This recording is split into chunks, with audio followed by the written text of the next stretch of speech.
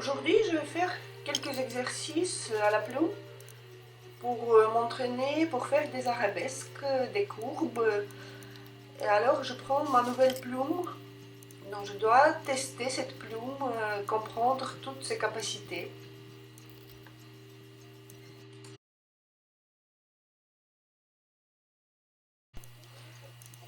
Souvent, je change le papier, je prends le carton pour voir la différence entre les traits sur papier lisse et sur la surface plus dure.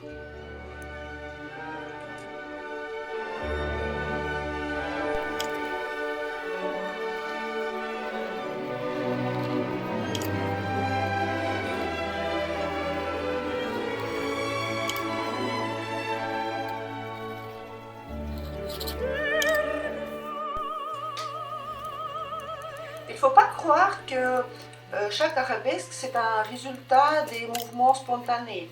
Non, justement, souvent c'est les recherches préalables. Parfois c'est le dessin au crayon qui m'aide à trouver des belles formes. Ou par exemple, parfois je regarde des manuscrits, des livres avec des bonnes reproductions des écritures anciennes et parfois je prends des exemples. Il ne faut pas oublier de garder le même angle. Comme ici, je peux tracer parfois des lignes diagonales. Mais ce n'est pas comme dans l'écriture Copperplate où il faut garder l'angle de 54 degrés.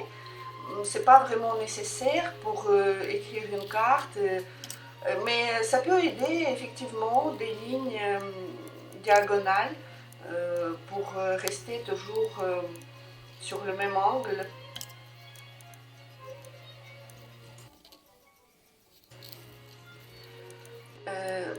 Des formes décoratives, il reste toujours des formes décoratives, c'est des éléments secondaires. Il ne faut pas oublier que un texte bien écrit, ça c'est plus important.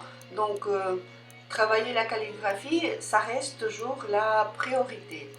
Mais pour faire des arabesques, il faut trouver le temps pour trouver de belles formes, pour s'entraîner. C'est toujours un petit plaisir.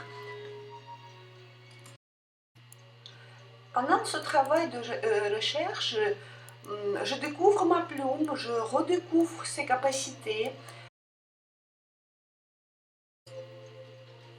Et parfois, je pense pourquoi de ne pas consacrer un petit carnet exclusivement aux arabesques. Et j'ai trouvé dans mes archives un petit cadeau d'autrefois. Et sûrement, je vais écrire des arabesques dedans.